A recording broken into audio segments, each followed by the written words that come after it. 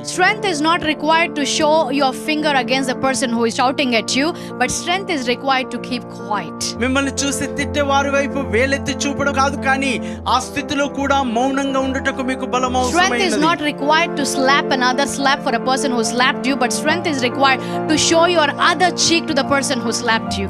Strength is not required to reply a comment, but strength is required to keep quiet and do the things what God has called you to do. Strength is not required to hate people. Strength is required to love your enemies. Strength was not required to get down the cross.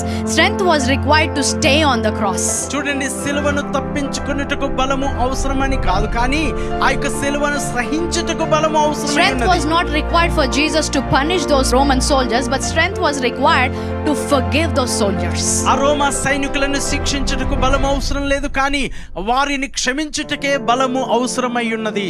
To understand the purpose of this strength.